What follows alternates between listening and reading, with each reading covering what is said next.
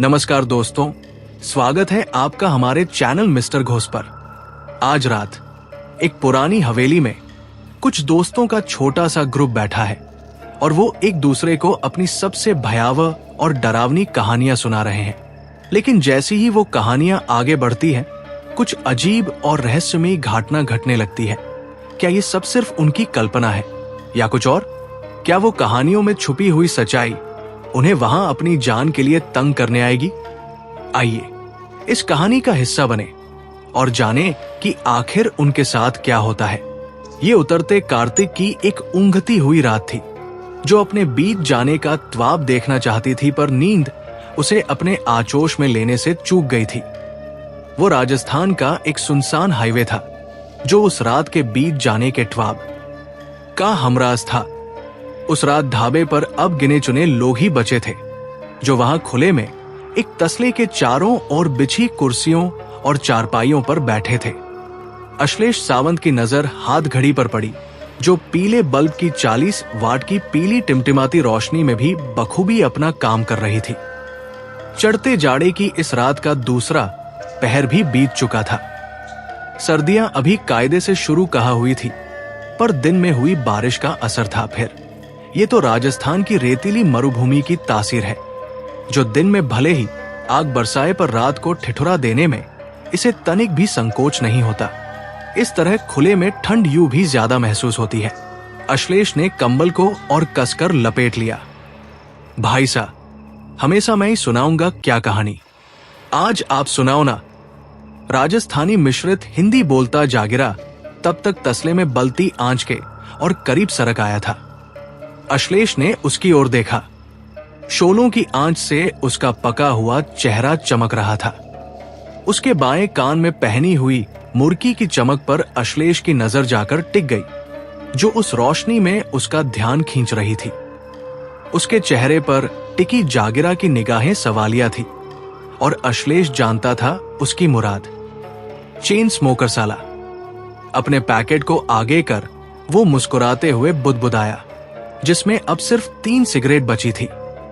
जागिरा और मकरंद ने एक एक सिगरेट ले ली। आखिरी सिगरेट उंगलियों में फंसाकर अश्लेष ने खाली पैकेट तसले में झोंक दिया। तसले में कुछ चिंगारियां तेजी से हवा पर सवार हो आकाश का मुख चूमने लपकी। जागिरा ने कुछ सूखी लकड़ियां कोने से बटोरकर तसले में झोंक दी और थोड़ा पीछे हटकर एक बड़ी लकड़ी से उन्हें बीच में सकेरने लगा। ये लीकड़े अभी खूब गर्मी देंगे, आप शुरू हो जाओ भाई साहब। वे 4 दोस्त मौजूद थे वहां। ढाबे का मालिक रतन सिंह उसका पुराना यार था। अजमेर के एक हॉस्टल में वे साथ पढ़े थे। ग्रेजुएशन तक साथ रहे। बाद में उसने अपना पुश्तैनी रोजगार यानी ये ढाबा संभाल लिया। बाकी की पढ़ाई वो पत्राचार से करता रहा, पर इस पढ़ाई से अलग उसे दुनिया देखने समझने का जो जज्बा था, उसके लिए उसने किताबों को साथी बना लिया। उसके पास दुनिया भर की कहानियां थी सुनाने को, और अश्लेष पत्रकारिता की दुनिया में आगे निकल गया। उसके सपनों को पंख भी मिले और उड़ान भी। उसकी बेचैनी ने उसे यायावर बना दिया था। अब तक दुनिया के कई देश घूम चुका वो कई साल बाद राजस्थान लौटा था। जाहिर है उसे रतन सिंह के पास होना था। तीसरा साथी सारंग देव उनका कॉमन दोस्त था, सबसे जहीन और गंभीर, कम बोलने वाला। इन दिनों जयपुर में एक कॉलेज में पढ़ाता है। अश्लेष के आने की खबर कॉलेज मस्ती व्हाट्सएप ग्रुप में पढ़कर वो भी कॉलेज से छुट्टी लेकर चला आया। चौथा मकरंद भास्कर अजमेर में ट्रेवलिंग एजेंसी चलाता था। कॉलेज डेज का एक नंबर का जिंदा दिल, फ्लर्ट और रंगीला लड़का। उसके जीवन में खूबसूरत लड़कियों और उनके प्रेम के तरानों ने 80% जगह घेरी हुई थी। आज वो भी एक अरसा बाद साथ था, क्योंकि कॉलेज के बाद से उसका संपर्क टूट गया था। बस कुछ ही महीने पहले वो अश्लेष को फेसबुक पर मिला तो ग्रुप में जुड़ गया। तो वे 4 और जागिरा यानी रतन सिंह के ढाबे में उसके साथ काम करने वाला उसका मैनेजर और एक किस्म का पार्टनर इन क्राइम, जो उन सबसे हिला मिला था और कुछ मुहलगा भी था, अघोषित रूप से उनकी इस मंडली का 5वां सदस्य बन चुका था। और हाँ, उन पांचों के अतिरिक्त उस ढाबे पर एक और व्यक्ति भी था जो अंदर बने कमरे में सो रहा था। दान सिंह उर्फ दानूबा, रतन सिंह का पुराना बूढ़ा वफादार नौकर, जो पता नहीं कब से उसके परिवार के साथ था। रात काफी बीत चुकी थी, पर रात कितनी भी गहरी क्यों न हो, हाईवे कभी नहीं सोता। वहां केवल तेज रफ्तार ट्रकों या टैंकरों जैसे भारी वाहनों की आवाजाही बची थी। बीच बीच में कोई बड़ी गाड़ी या जीप नुमा वाहन भी उसी रफ्तार से गुजर जाती। हवा की साए साए में झिंगुरों की आवाजों के साथ ये रफ्तार से उपजा शोर भी शामिल था। ये सब उस हाईवे की रात को निशब्द होने से बचाए हुए थे। अश्लेष को सन्नाटे के सीने पर धीमे से थपथपाहट देती रात की ये आवाज बहुत भली लगती थी। सिगरेट फूंकते और आंच सेंकते हुए पहले भी कई रात वो इस ढाबे पर गुजार चुका था। पुराने यारों के साथ बीत रही आज की ये रात भी उस जैसी कई ट्रिप्स का हिस्सा थी जो अब कई सालों बाद नसीब हुई थी। तो तय था वे इसे सोकर गंवाने के कतई इच्छुक नहीं थे। अपने अपने जीवन से जुड़ी बातचीत से वे लोग ऊब चुके थे और जागिरा की पहल पर किस्सागोई का ये दौर शुरू हुआ था, पर कोई आम किस्सागोई नहीं। आज वे सब वहां कुछ विचित्र किस्सों को साझा करने के लिए जुटे थे। असल में वे अक्सर अपने ग्रुप में इस बारे में डींगे हाँकते थे। सबका दावा था कि उनके पास एक से बढ़कर एक किस्से हैं। भूतों के, हवेलियों के, देसी विदेशी आत्माओं के, फरिश्तों के और न जाने क्या क्या। आप बीती हो या जगबीती कुछ भी सुनाकर उन्हें यह सिद्ध करना था कि उनका किस्सा सबसे एक्साइटिंग है, सबसे अधिक रोंगटे खड़े कर देने वाला, सबसे अनोखा, सबसे विचित्र। पर जीतेगा वही जिसका किस्सा सबसे ज्यादा विश्वसनीय हो। यही शर्त थी आज की इस बैठक की। तो 5 साथी, मतलब कम से कम 5 रोमांचक किस्से। तुम शुरू करो न सारंग। अश्लेष ने बड़ी चतुराई से सारंग के पाले में गेंद फेंक दी। मैं? हाँ, तुम क्यों नहीं? तुमने एक दिन ग्रुप में लिखा भी था न कि तुम एक रोंगटे खड़े कर देने वाली कहानी सुनाओगे जब मिलेंगे। चलो शुरू हो जाओ।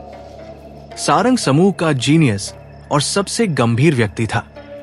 जाहिर है उसका भूतिया किस्सा भी खास होना था। नहीं यार, पहले मैं नहीं मकरंद का किस्सा सुनो न लड़की वाला। ओके, मैं सुनाता हूं, पर एक शर्त है। कोई भी सवाल किस्सा खत्म होने के बाद बीच में कोई नहीं बोलेगा। बोलो मंजूर? मंजूर। सब एक साथ चीखे। उनकी आवाज उस सन्नाटे में यूं गूंजी कि ढाबे की निस्तब्धता कुछ पल को बाधित हो गई। मकरंद ने अपनी सिगरेट की राख तसले में झाड़ी और लपकते शोलों की ओर अनवरत देखने लगा, जैसे वह अपने भीतर उन घटनाओं की तरतीबवार तह जमा रहा हो जो उसके किस्से का हिस्सा थी। सब सांस थामे प्रतीक्षा में थे। थोड़ा रुककर उसने बोलना शुरू किया। दोस्तों, सत्य की कई परतें होती है। सत्य केवल उतना भर नहीं जितना हम जानते, समझते और देखते हैं। हमारी अनुभूति या अनुभवों से परे भी एक सत्य है। मैं उसी की कहानी सुनाने जा रहा हूं। उन दिनों मैं बैंगलोर में था। एक अंतर्राष्ट्रीय ट्रेवल कंपनी को मैंने अपने सपनों की यात्रा पर निकलने का पहला माध्यम मानकर शुरुआत की थी। बैंगलोर मुझे भा गया था यार। वहां की आबोहवा में कुछ तो खास था। अजमेर की तीक्ष्ण गर्मी धीरे धीरे पीछे छूट चुकी थी।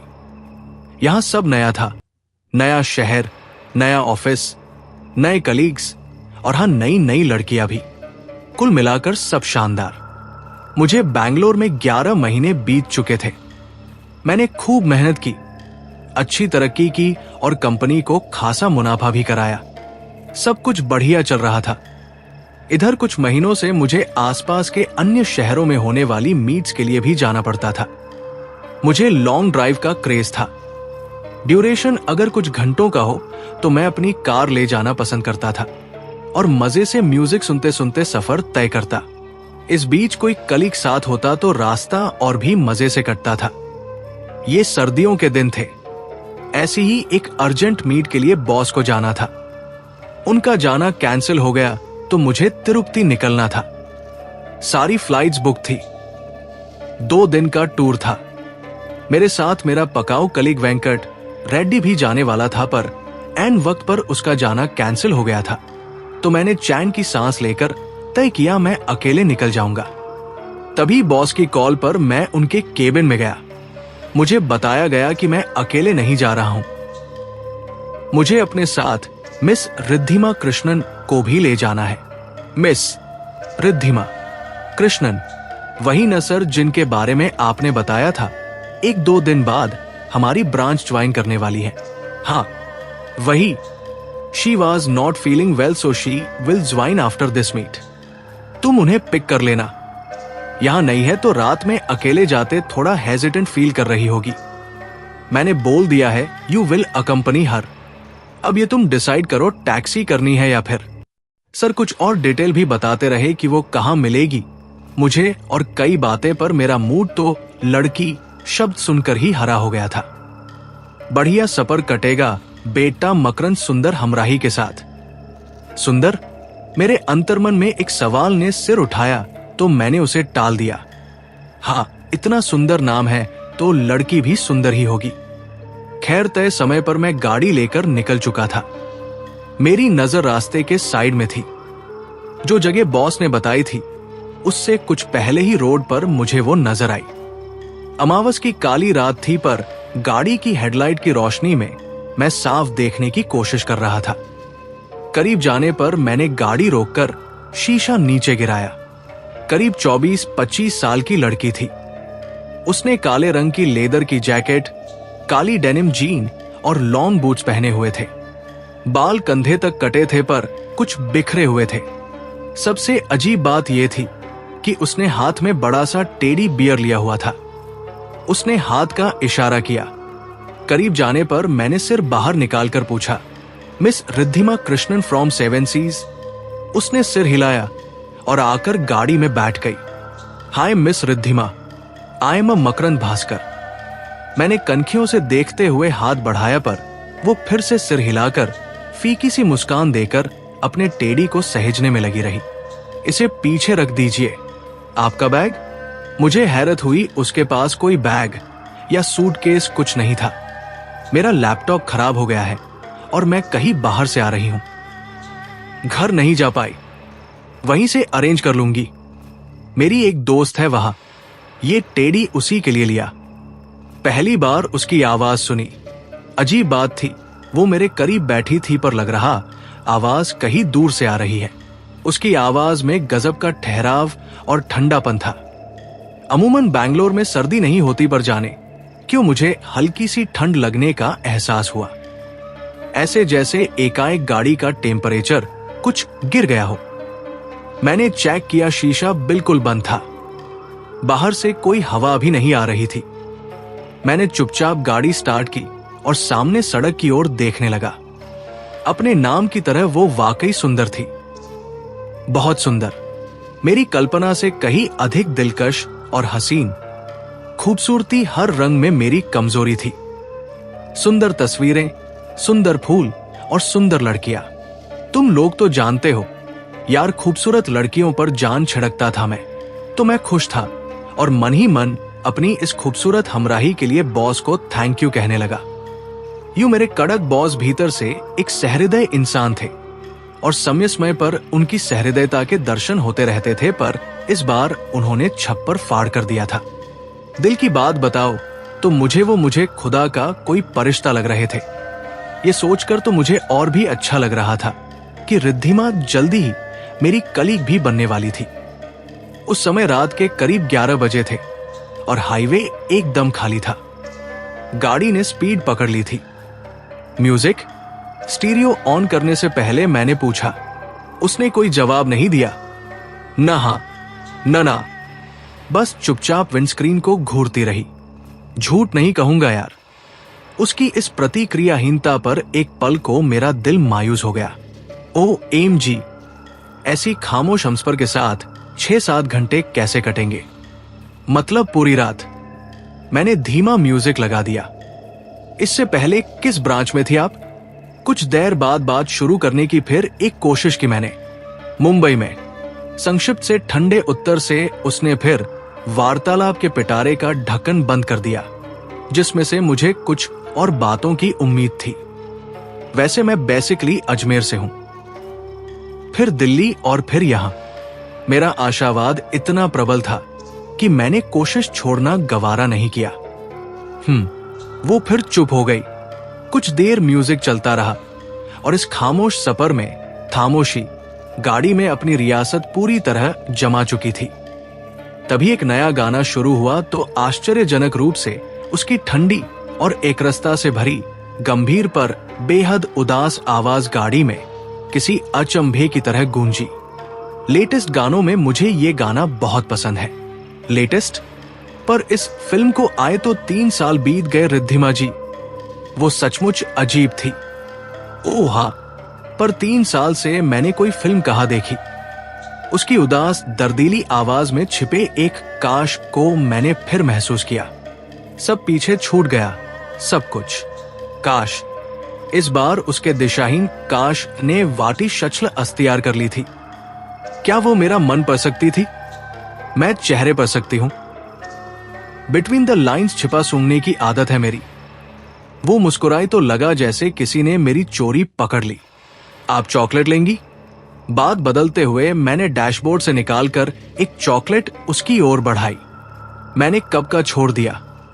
इस बार उसकी आवाज में एक अजीब सी बेचैनी भी शामिल थी। इस बेचैनी के एक सिरे ने मुझे भी आहिस्ता से छुआ। कुछ देर गाड़ी में सन्नाटा पसरा रहा। गाड़ी की स्पीड तेज हो गई थी। हाईवे के सन्नाटे को चीरती हुई वो तीर की दिशा से आगे बढ़ रही थी। संभल कर मिस्टर भास्कर, आगे से दाएं मुड़ना है। मैंने चौंक कर उसकी ओर देखा। वो तो इस इलाके में नहीं है ना? बॉस ने तो यही बताया था। वो अब भी निर्विकार विंडस्क्रीन को घूर रही थी। बाएं? मतलब आप जानती हैं ये रास्ता? हाँ, जीपीएस से सब पॉसिबल है। Don't you use GPS? इस बार वो हंसी। ओ यप, जीपीएस। या आई डू। मैं खिसियाया। O M G. क्या यार मकरंद, लड़की के सामने किरकिरी हो गई। चलो कुछ भी हो, वो हंसी तो मैं लड़कियों की इसी हंसी का कायल था, क्योंकि ये हंसी ही शुरुआत होती है दोस्ती की। और बाय गॉड, मैंने कभी किसी लड़की के साथ उसकी मर्जी के खिलाफ फ्लर्ट नहीं किया था। आपकी फैमिली में और कौन कौन है? मेरी हिम्मत बढ़ी तो पूछ बैठा। माँ और एक बहन। पापा नहीं रहे, वे लोग भी आपके साथ रहते हैं। उसने मेरी तरफ देखकर अजीब सी मुद्रा में सिर हिलाया। उसकी इस मुद्रा के अनुवाद के रूप में मेरे संवेदनाओं ने फिर सुना, काश। आपने कुछ कहा?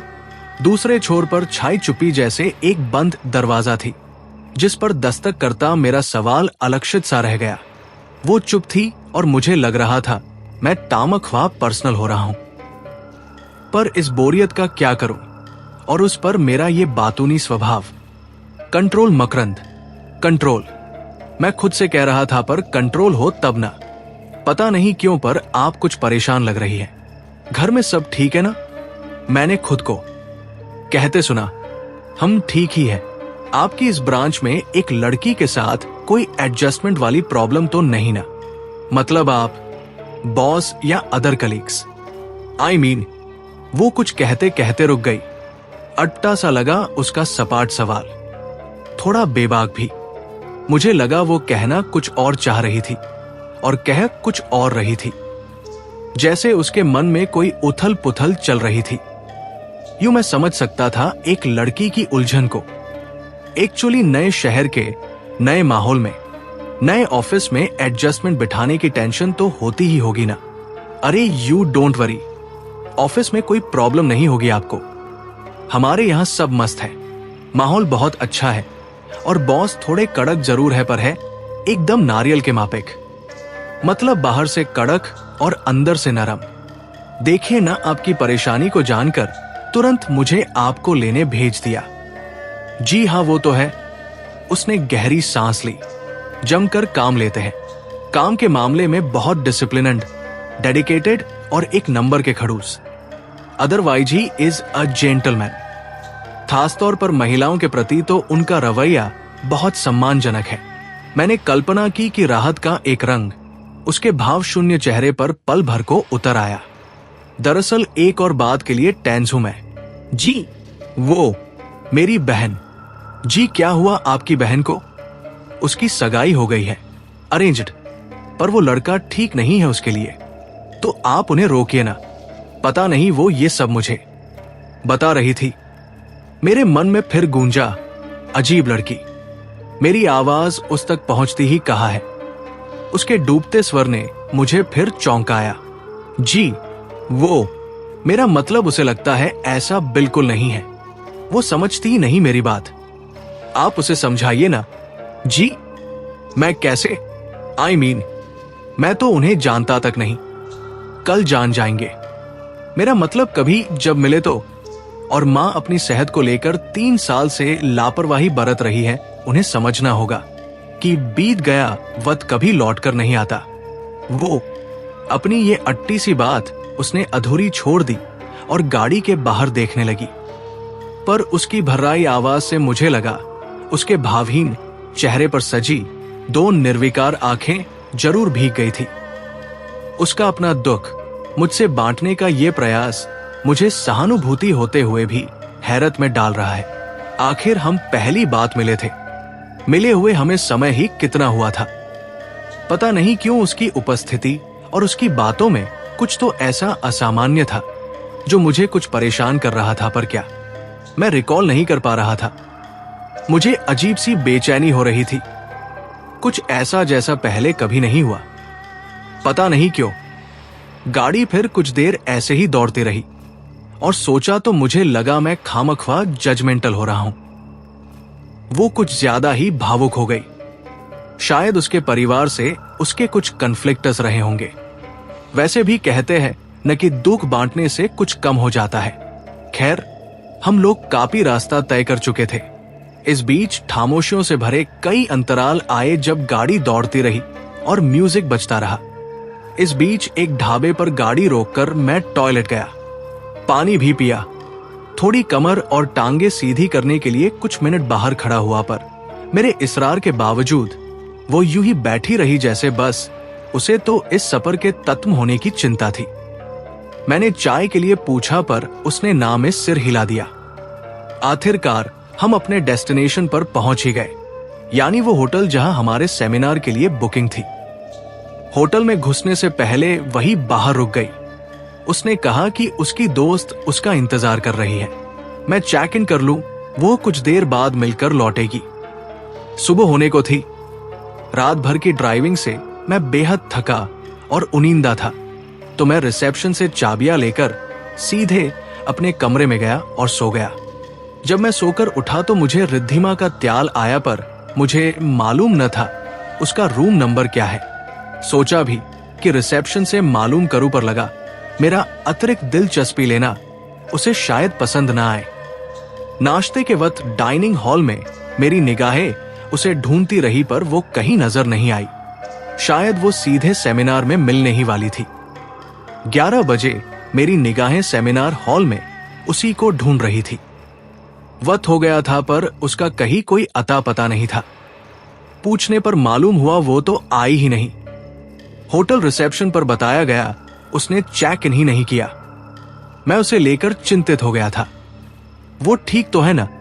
बॉस को कॉल करने पर जो मालूम हुआ उससे तो मैं एक अजीब सी उलझन में पड़ गया। ये कैसे हो सकता है? उन्होंने बताया रिद्धिमा का आना तो कैंसिल हो गया था। उन्होंने मुझे फोन पर संपर्क करने की बहुत कोशिश की, पर मेरा फोन नेटवर्क के बाहर था। मुझे याद आया, वाकई मेरे फोन में लंबे समय तक नेटवर्क था ही नहीं। बॉस के कहे मुताबिक स्पैम में पड़ी मेल चेक की तो मैं सकते में आ गया। वाकई बॉस की मेल थी कि रिद्धिमा नहीं जा रही। मेरा तो सिर घूम गया। ओके, मैं पूरी रात सफर में एक लड़की के साथ था। वो जो पूरी रात मेरे साथ थी, अगर वो रिद्धिमा कृष्णन नहीं थी तो वो कौन थी? मैंने बॉस को ये सब बताया तो उन्हें भी हैरानी हुई कि अगर रिद्धिमा को जाना था तो टूर कैंसिल क्यों किया, और अगर आ गई है तो अब कहां गायब हो गई। खैर, उन्होंने कहा मैं सेमिनार अटेंड करूं। वो सब सॉर्ट करके मुझे खबर करेंगे, पर उनका कोई कॉल नहीं आया। अगले 2 दिन बहुत व्यस्तता रही। पूरे दिन बिजी रहने के बाद भी वो पूरी रात मेरे जहन में किसी फिल्म की तरह घूम रही थी। 2 दिन मेरा यही हाल रहा। अजीब सी कैफियत थी। मैं मन को समझा रहा था कि रिद्धिमा अपनी दोस्त के यहां रुक गई है, पर कहीं कोई आवाज थी जो मुझे बता रही थी, दिल के बहलाने को धालिब ये कयाल अच्छा है। अगले दिन दोपहर फ्री होकर जब मैं निकला तो 2 और लोग मेरे साथ गाड़ी में लौटे जिन्हें बैंगलोर आना था। सब बॉस ने कोऑर्डिनेट किया था। अगले दिन मैं ऑफिस पहुंचा तो बॉस ने अपने केबिन में तलब किया। वहां पहले से एक लड़की बैठी थी। बॉस के कहने पर मैं भी बैठ गया। मेरा असमंजस मुझे पल भर भी चैन नहीं लेने दे रहा था। इधर 2 दिन से बॉस भी मुझे टाल रहे थे। बॉस ने मिस रिद्धिमा कृष्णन कहकर उससे मेरा परिचय कराया। वो मेरी ओर मुड़ी तो मैं उछल कर खड़ा हो गया। मुझे जैसे सैकड़ों बिच्छू एक साथ लड़ गए। नहीं, ये लड़की वो नहीं थी जो उस रात मेरे साथ थी। ताज्जुब की बात यह थी कि इस लड़की में उस रिद्धिमा के चेहरे की झलक जरूर थी। मैं चक्कर खा गया। ये मेरा दृष्टिभ्रम था या क्या था? मैं इस विचित्र पहेली में उलझकर रह गया था। बॉस उठकर मेरे करीब आ गए। उन्होंने मुझे कुर्सी पर बिठाया और कोस्टर हटाकर पानी का ग्लास देकर पानी पीने को कहा। मेरी सिक्स्थ सेंस बता रही थी कुछ तो ऐसा घटित हुआ था जो अकल्पित था। वाकई मेरा हलक सूख रहा था। मेरे हाथ कांप रहे थे। बमुश्किल एक घूंट पानी पी पाया। वो मैं नहीं, राशिमा थी। राशिमा कृष्णन मेरी बड़ी बहन, गंभीर स्वर में रिद्धिमा ने बताया। पर वो आपकी जगह, मतलब? मैं कुछ समझा नहीं। फिर वो कहाँ गायब हो गई? वो ठीक तो है ना? वो लड़की तो मेरे लिए ऐसी पहेली बन गई थी जो पल पल उलझती जा रही थी। बताती हूं मिस्टर मकरंद, जस्ट रिलैक्स। पहले आप पूरी बात बताइए, प्लीज पूरी बात। मैंने 2 घूंट पानी पिया और बॉस और रिद्धिमा को सब कुछ बता दिया जो उस रात घटा। कुछ देर केबिन में शांति छाई रही। मुझे ये बात अभी तक परेशान कर रही थी कि रिद्धिमा की बहन वहां क्या कर रही थी। रिद्धिमा ने एक नजर बॉस की ओर देखा और बताना शुरू किया। 3 साल पहले दीदी ने बैंगलोर में एक कंपनी में ज्वाइन किया था।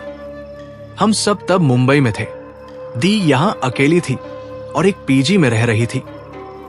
हमें लगता था अब ठीक है, पर कुछ भी तो ठीक नहीं था। उनकी ही एक क्लीक से मालूम हुआ दी अपनी नौकरी में कुछ दिक्कतों का सामना कर रही थी। उनके बॉस और 2 कलीग्स के साथ उनके संबंध अच्छे नहीं थे। फिर दिक्कतें बढ़ती चली गई। पहले वे प्रोफेशनल दिखते थी, फिर निजी हो गई। उनके बॉस उन्हें नाजायज तरीकों से परेशान कर रहे थे। जिस दिन मैं और मां बैंगलोर दी के पास पहुंचने वाले थे, हमें पता चला कि उस शाम दी ने मेरे लिए एक टेडी बियर, चॉकलेट्स और कुछ गिफ्ट्स खरीदे थे। वे ऑफिस से लौट रही थी, पर एक एक्सीडेंट में सब खत्म हो गया। इन 3 सालों में, खासकर पिछले कुछ दिनों से मैंने उन्हें सपने में देखा, पर हमेशा भूल जाती हूं कि मैंने क्या सपना देखा। पता नहीं क्यों मुझे लगता है वे कुछ कहना चाहती है, पर क्या ये नहीं जान पाती। मैं नहीं जानती दी ने अपनी बात कहने के लिए आपको क्यों चुना। शायद वे मुझे लेकर चिंता में थी और ये सुनिश्चित कर लेना चाहती थी कि मैं जिन लोगों के साथ काम करने वाली हूं वे भले लोग हैं या नहीं। और कई बातें बताई रिद्धिमा ने। वो बताती रही और सारी धुंध छटती जा रही थी। मेरे पूछने पर रिद्धिमा ने बताया, हां, उसकी सगाई हो चुकी है। ये भी कि 3 साल से उसकी मां नहीं भूल पाती कि राशिमा नहीं रही। इसका उनके मानसिक और शारीरिक दोनों सेहत पर असर पड़ रहा है। रिद्धिमा ने हमारा ऑफिस ज्वाइन कर लिया था। उसके बाद मैंने कभी राशिमा को नहीं देखा, पर उस हाईवे पर दोबारा कभी रात को जाने की मेरी हिम्मत नहीं हुई। कभी जरूरत पड़ी भी तो मैंने फ्लाइट से जाना उचित समझा। तो ये था मेरा किस्सा दोस्तों। ये राज कई सालों से मेरे सीने में दफन था। अब तुम इसे हकीकत समझो या अफसाना, पर वो हाईवे, वो रात और वो लड़की मेरे जीवन का ऐसा भयावह सच है जिसे मैं न भूल सकता हूं, न याद करना चाहता हूं। कुछ देर वे सब खामोश बैठे रहे। यकीनन उन सबके जहन में कुछ सवाल सिर उठा रहे होंगे, पर इस वक्त तो वे लोग उस किस्से के क्लाइमेक्स के असर में थे, जैसे सकते में आ गए थे। सचमुच इसमें कोई दो राय नहीं कि मकरंद के किस्से ने उनके रोंगटे खड़े कर दिए थे। अच्छा यार, आत्मा की उपस्थिति को लेकर विज्ञान क्या कहता है? सारंग ने पूछा तो सब उसकी ही ओर देखने लगे। वो एक लकड़ी से तसले के किनारे पर पड़ी राख से खेल रहा था। तुम क्या कहते हो? मकरंद ने पूछा। वो अभी तक अपने किस्से के असर से उबरा नहीं था। उसके चेहरे पर विचित्र सा तनाव था। शायद वो अपने डर से जूझ रहा था। मैंने कहीं पढ़ा था, कहीं किसी देश में वैज्ञानिकों ने एक प्रयोग किया। एक वृद्ध व्यक्ति जिनकी मृत्यु अगले कुछ क्षणों में निश्चित थी, उन्हें एक कांच के बंद ताबूत में रख दिया गया। उनके मृत्यु के बाद पाया गया कि ताबूत का कांच छत से चटका हुआ था। मतलब ये आत्मा की उपस्थिति को दर्शाता है, जिसे शरीर से निकलने के लिए कोई रास्ता चाहिए होता है। सब लोग वापस सोच में पड़ रही थी। मेरे पूछने पर रिद्धिमा ने बताया, हाँ, उसकी सगाई हो चुकी है। ये भी कि 3 साल से उसकी मां नहीं भूल पाती कि राशिमा नहीं रही। इसका उनके मानसिक और शारीरिक दोनों सेहत पर असर पड़ रहा है। रिद्धिमा ने हमारा ऑफिस ज्वाइन कर लिया था। उसके बाद मैंने कभी राशिमा को नहीं देखा, पर उस हाईवे पर दोबारा कभी रात को जाने की मेरी हिम्मत नहीं हुई। कभी जरूरत पड़ी भी तो मैंने फ्लाइट से जाना उचित समझा। तो ये था मेरा किस्सा दोस्तों। ये राज कई सालों से मेरे सीने में दफन था।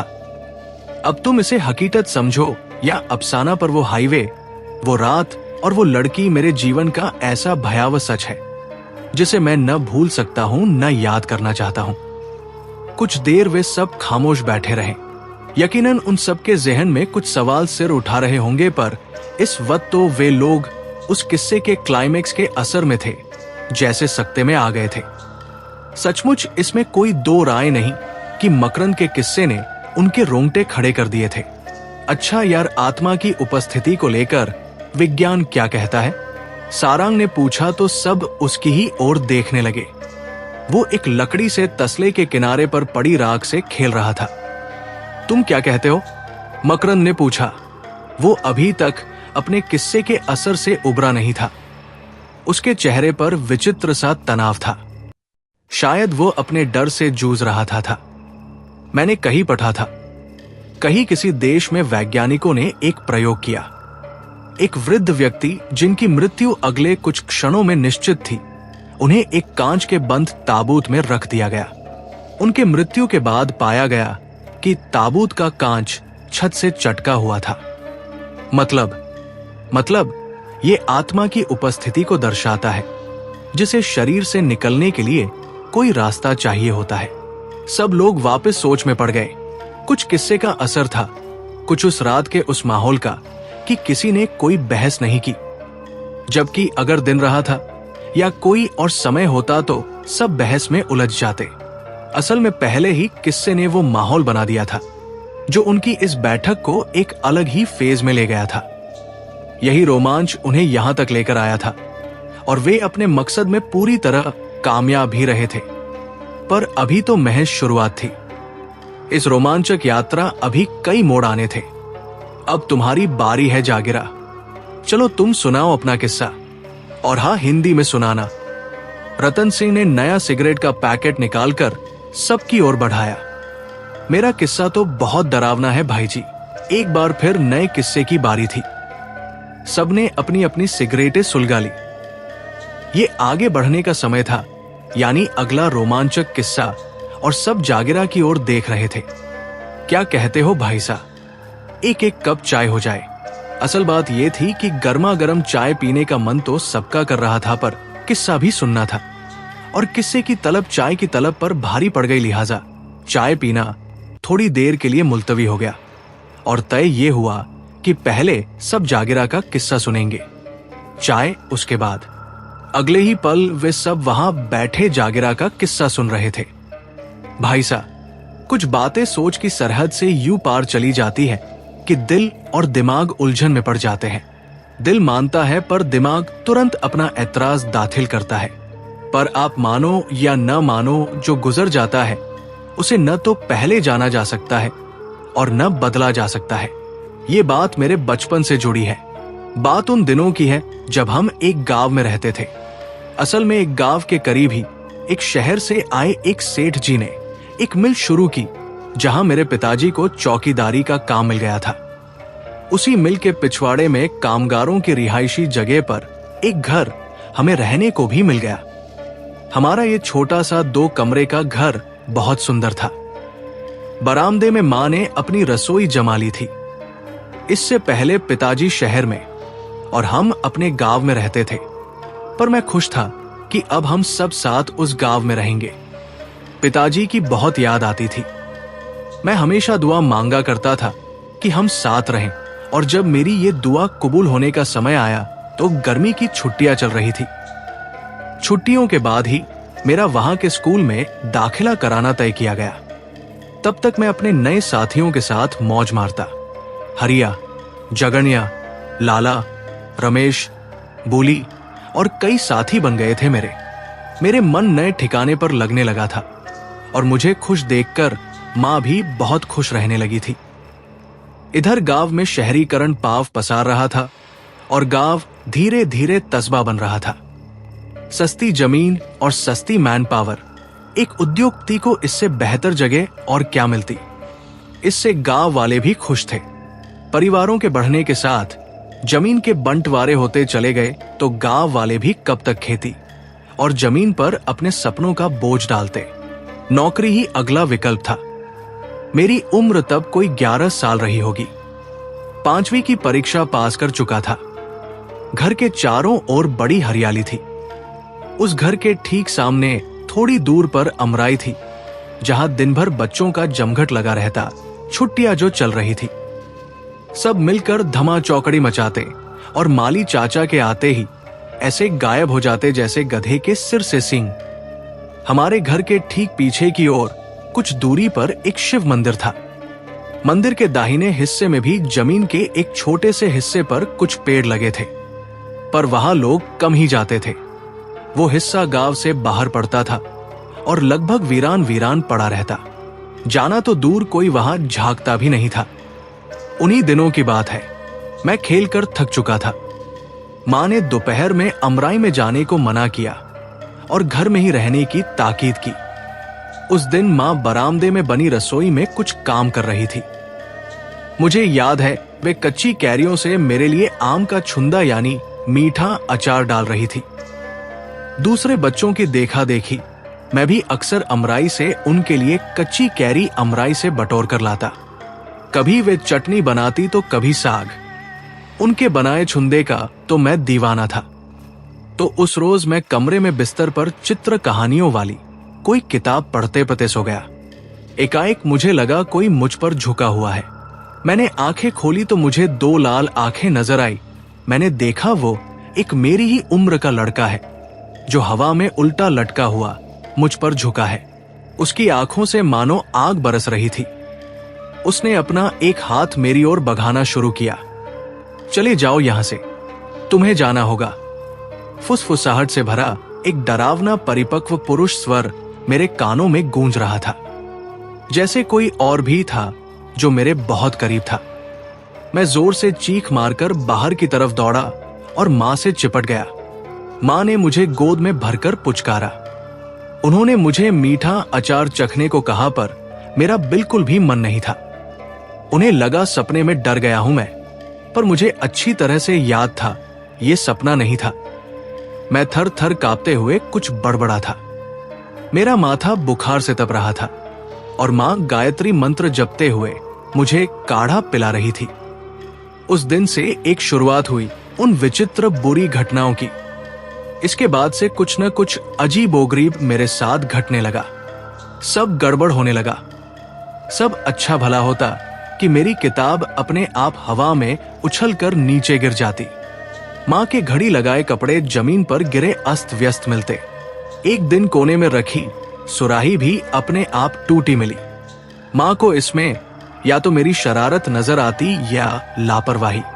कभी वे मुझे शरारत न कर चुपचाप पढ़ने की हिदायत देती, तो कभी बिल्ली का दोष लगाकर खिड़की बंद करने की हिदायत देती। अगले दिन फिर एक अजीब बात हुई। मैं रात को मां के साथ सो रहा था। पिताजी की रात की ड्यूटी की, वे मिल पर ही थे। एकाएक मुझे लगा किसी ने मुझे छुआ। मैं आंखें खोलने में डर रहा था और पसीने में नहा गया। अचानक लगा किसी ने मुझे उठा लिया। मैंने आंखें खोली तो सामने एक पुरुष खड़ा था। राजस्थानी स्थानीय वेशभूषा पहने वो बड़ी बड़ी मूंछों वाला पुरुष अपनी बड़ी बड़ी लाल डरावनी आंखों से मुझे बहुत गुस्से से घूर रहा था। मैंने महसूस किया मैं पलंग से कुछ ऊपर उठा हुआ था। मैंने चीखना चाहा पर मेरी आवाज जैसे मेरे गले में ही घुटकर रह गई। न मैं चीख पा रहा था न बोल पा रहा था। जैसे मेरे शरीर पर मेरा कंट्रोल खत्म हो गया था। उस व्यक्ति ने अपना हाथ ऊपर उठाया तो मैं हवा में गोल गोल घूमने लगा और उसने हाथ नीचे किया तो मैं एकदम पलंग पर गिरा। होश आया तो मैं उल्टा पड़ा था, मतलब सिरहाने की जगह मेरे पांव और पगायते की जगह मेरा सिर था। कुछ देर मैं ऐसे ही डर से पड़ा कांपता रहा, यहां तक कि उसी दशा में मेरा पेशाब भी निकल गया। कुछ मिनट बाद बहुत हिम्मत जुटाकर होश लौटने पर जब मैं चीखा तो मां भी जाग गई। मुझे इस हाल में देखकर वे डर गई और उन्होंने दौड़कर मेरे सिरहाने के नीचे एक लोहे का चाकू रख दिया। मतलब वे अब भी यही समझ रही थी कि मैं सपनों में डर जाता हूं। बात भी कुछ ऐसी थी कि मेरे पास कोई प्रमाण नहीं था अपनी बात को साबित करने के लिए। मेरी हालत दिन ब दिन खराब होती जा रही थी। वे लोग मुझे परेशान करने का एक मौका नहीं छोड़ रहे थे। मां ने मंदिर से लेकर मेरे माथे पर भभूत मल दी और फिर से गायत्री मंत्र का जाप करने लगी। अगला दिन सामान्य बीत गया, पर उसके अगले दिन मैं पलंग पर बैठकर कॉपी में ड्राइंग बना रहा था। मां मेरे पास नीचे बैठी सिलाई की मशीन पर कोई कपड़ा सिल रही थी कि बाहर से पड़ोसन नर्मदा चाची की आवाज पर वे उठकर बाहर चली गई और वे दोनों बाहर बरामदे में बतियाने लगी। तभी मैंने देखा एक लड़की मेरे कमरे के जंगले से झांक रही थी।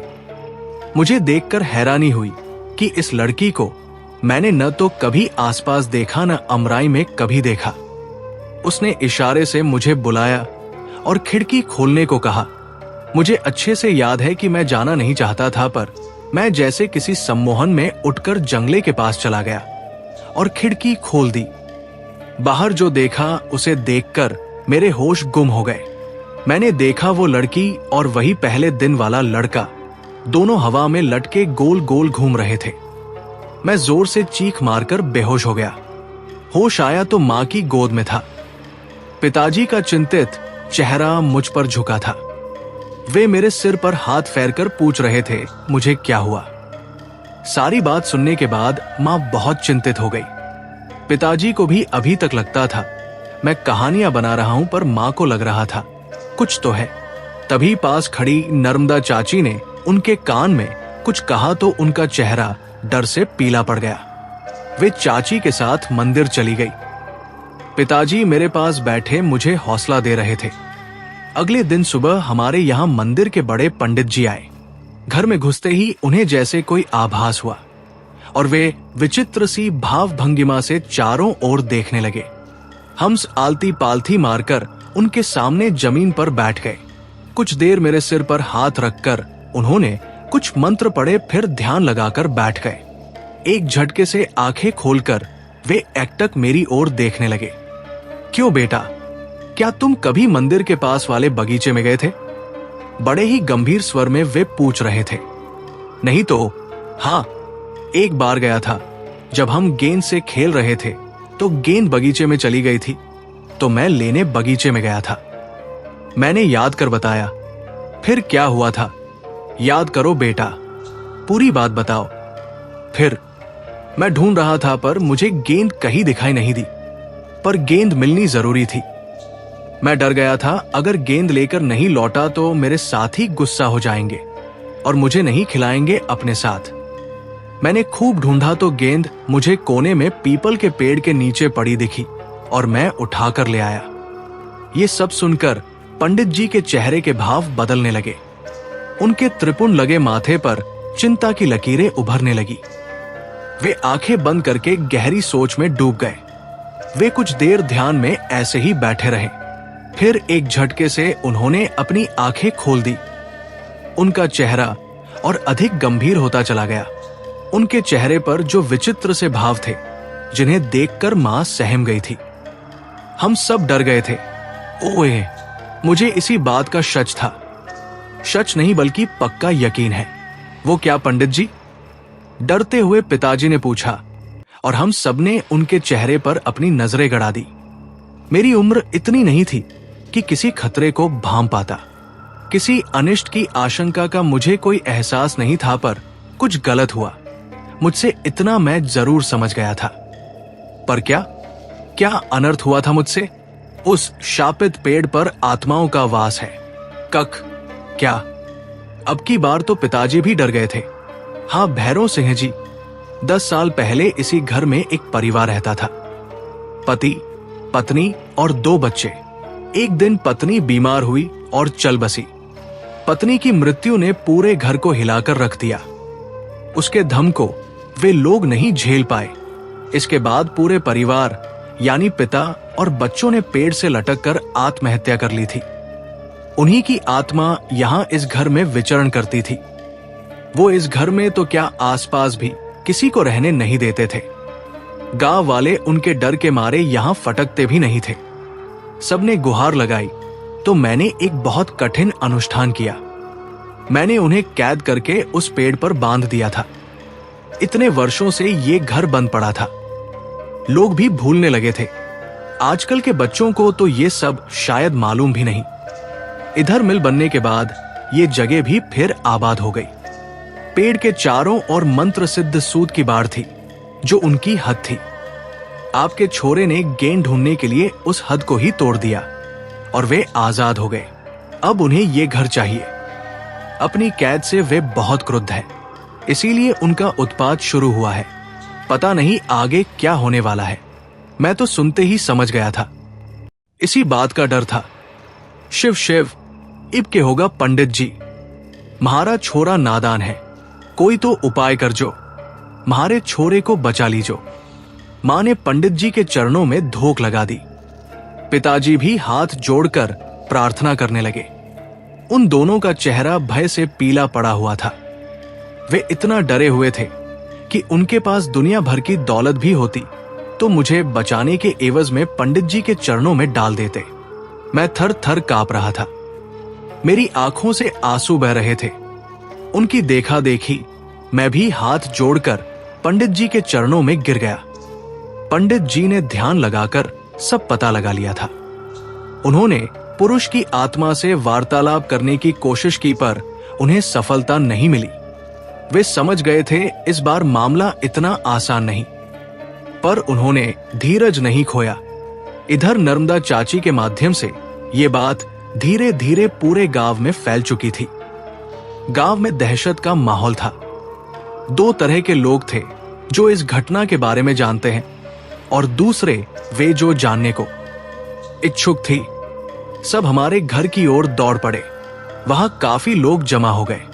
गांव के मुखिया और मिल के मालिक, मैनेजर सहित काफी गांव वाले भी आ गए। सबने मिलकर तय किया कि जो भी करना पड़े किया जाए, ताकि इस आने वाली मुसीबत से गांव वालों को बचाया जा सके। उपाय तो करना पड़ेगा भैरव जी। बड़ी पूजा करनी पड़ेगी, और वो भी आज, अभी, वरना पूरे गांव की खैर नहीं। अच्छा सुनो, कोई यहां से हिलेगा नहीं तो अनिष्ट हो जाएगा।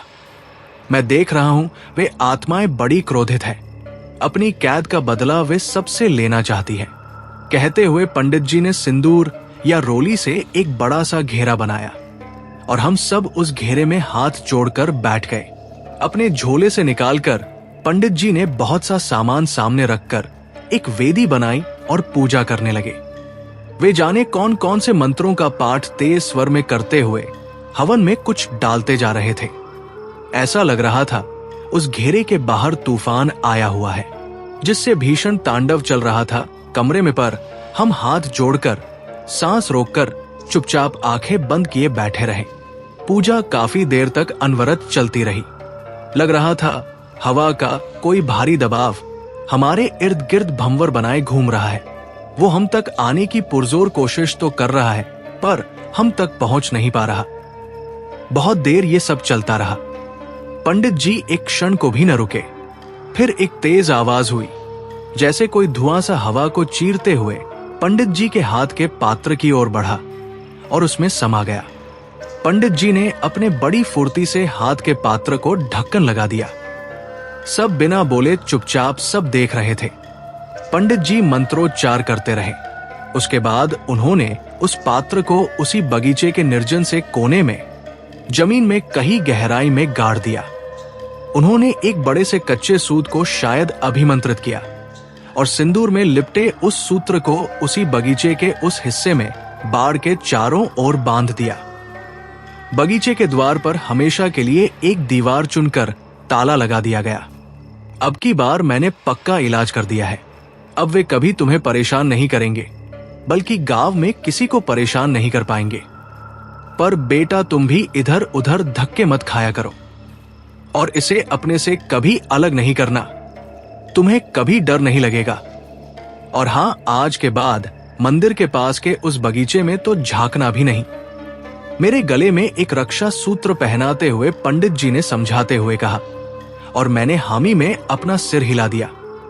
इसके बाद सबने हमें घेर लिया था। ऐसा लग रहा था मानो हम कोई जंग जीत कर आए थे। सबके पास एक ही बात थी पूछने और बताने के लिए, पर मैं इतना डर और ऊब चुका था कि इसका जिक्र तक मुझे परेशान कर रहा था। मैं तो जैसे गुमसुम हो चुका था। मेरे मन से न तो वे दृश्य निकल रहे थे और न ही मेरा डर मुझे छोड़ पा रहा था। मैं मां से चिपटा रहा था और वे मुझे बहलाती समझाती रही कि अब कुछ नहीं होगा, सब ठीक हो गया है। पर मैं एक पल के लिए भी इस घटना के प्रभाव से मुक्त नहीं हो पा रहा था। बाद में मंदिर में एक बड़ी पूजा का आयोजन किया गया, जिस अनिष्ट से हम और गांव वालों को मुक्ति मिली उसकी खुशी मनाई जा रही थी। पंडित जी ने हमारे पूरे घर और आसपास को अभिमंत्रित जल से पवित्र किया और सबको प्रसाद बांटा गया। यूं कहने को सब ठीक हो गया था, पर जो हो चुका था उसके निशान इतने गहरे थे कि हम लोग चैन से रह नहीं पा रहे थे। उस पूरी रात मैं एक पल को नहीं सो सका। आंखें बंद करते ही वो दृश्य मेरी आंखों में उभरने लगता। जरा आंख लगते ही चौंक कर उठ बैठता। मां पिताजी भी बहुत चिंतित थे। पंडित जी की बात सच थी कि उसके बाद ऐसी कोई अप्रिय घटना तो नहीं घटी, पर मां इतना डर गई थी कि उन्हें लगने लगा था वे डरावनी स्मृतियां हमें चैन से जीने नहीं देंगी। जो भी जिस तरह से घटा था, हम यकीन ही नहीं जुटा पा रहे थे कि अब हम सुरक्षित हैं। तो अगले ही दिन मुझे लेकर नानी के यहाँ चली गई और उसी हफ्ते पिताजी ने मिल की नौकरी छोड़कर कहीं और नौकरी कर ली। उस गांव में हम दोबारा कभी नहीं लौटे, पर वे दिन मैं कभी नहीं भुला पाया। आज भी वो घटना याद आती है तो कसकर इस सूत्र को पकड़ लेता हूं। अपने गले में पड़े धागे को दिखाते हुए जागिरा ने अपना किस्सा खत्म किया। वो सूखे पत्ते की तरह कांप रहा था। इस सर्द मौसम में भी उसका चौव से भरा चेहरा पसीना पसीना था। कुछ देर सबने उसे दिलासा दिया तो वो जैसे एक लंबी यात्रा से लौट आया। उस डरावनी यात्रा की थकान उसके साथ अब भी थी। कुछ देर बाद वो चाय बनाने को उद्यत हुआ। उसके चेहरे पर भय की छाया अब भी डोल रही थी, तो रतन सिंह ने उसके कंधे पर हाथ रखकर सांत्वना दी और चाय बनाने खुद चल दिया।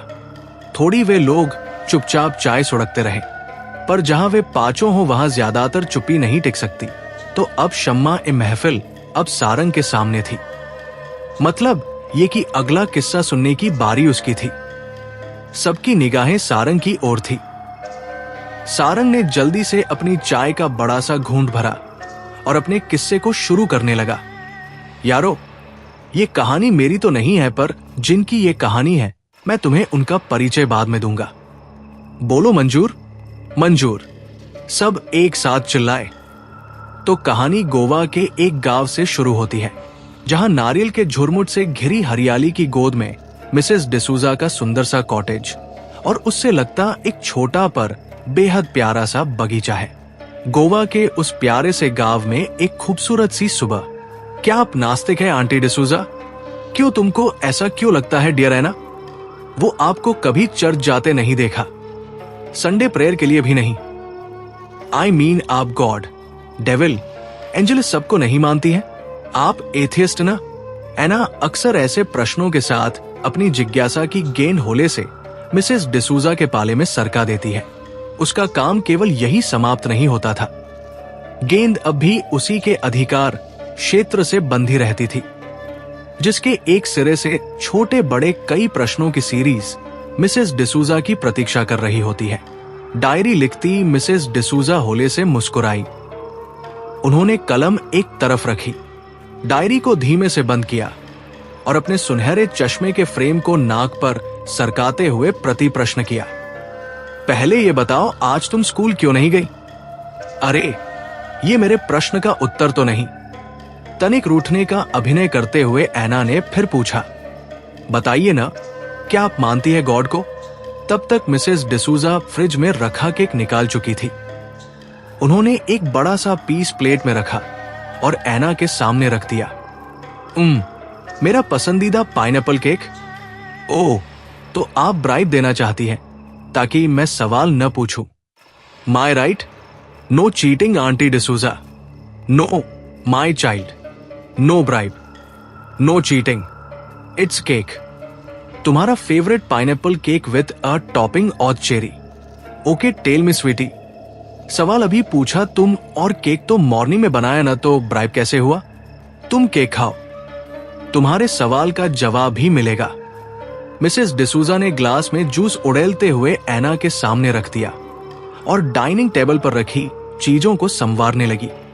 उत्तर की आश्वस्ति से जिज्ञासा थोड़ी देर होल्ड पर चली गई। एना अपनी मनपसंद चीजों में व्यस्त हो गई। मिसेस डिसूजा जानती थी कि ये अस्थायी मध्यांतर है। सवालों की ये पोटली जल्द ही उनके सामने फिर खाली होगी। वे मुस्कुराकर भूमिका तलाशने लगी। सवाल बेशक सुनने में जितना आसान था, उसका उत्तर उतना ही जटिल हो सकता था। केक खाते खाते ही एना ने बताया कि उसे कल रात बुखार था, तो उसकी माँ मिसेस एंजेला मैथ्यूज ने आज उसे रेस्ट करने के वास्ते स्कूल जाने से रोक लिया। सुबह से बुखार नहीं आया तो अब चंचल बच्ची घर में कैसे रुक सकती थी? और बोरियत भगाने के सबसे सटीक हल के रूप में मिसेस डिसूजा उसके घर से कुछ कदम की ही दूरी पर थी। मिसेस डिसूजा ने चिंतातुर हो 12 वर्षीय बच्ची के माथे को अपनी हथेली से धीमे से छुआ और बुखार का कोई लक्षण न पाकर राहत की सांस ली। सवालों की मिसाइल जल्द ही मिसेस डिसूजा की ओर दगने वाली है, पर उन्हें समय मिल गया था और इस बीच वे मन ही मन स्वयं को तैयार कर भी चुकी थी। ये सच है, एना ने कभी मिसेस डिसूजा को चर्च जाते या प्रार्थना करते नहीं देखा था, संडे को भी नहीं। हाँ, वे कभी कभार सीने पर क्रॉस जरूर बनाती थी, पर उन्हें आस्तिक मान लेने के लिए इतना काफी नहीं था एना के लिए। तो आज जब करने को खास कुछ नहीं था, एना इस मामले की तह तक जाने की इच्छुक थी। ओके, मैं तुम्हारी बात का जवाब जरूर दूंगी माय चाइल्ड, पर तुमको एक कहानी सुननी पड़ेगी। चश्मा साफ करते हुए मिसेस डिसूजा ने कहा तो एना चुशी से उछल पड़ी। कहानी, ये स्टोरी सेशन उसका फेवरेट पास टाइम था। वो अपनी मॉम और ग्रैनी दोनों की जान हलकान किए रहती। मॉम तो तब भी उसे कोई न कोई बहाना बनाकर जान छुड़ा लेती, पर अकेली मिसेस डिसूजा के पास उसके लिए न केवल कहानी होती, बल्कि वे उसकी पसंद की चीजें भी बनाकर उसे खिलाती। यही वजह थी कि वो दौड़कर जब तब उनके पास चली आती। बर्तन किचन में रखकर मिसेस डिसूजा बात करते करते ही डाइनिंग टेबल साफ कर चुकी थी। उन्होंने धुलने वाले कपड़े वॉशिंग मशीन में डालकर उसे ऑन किया और एना से मुखातिब हुई। तो माय चाइल्ड, ये बात आज से करीब 25 साल पुरानी है।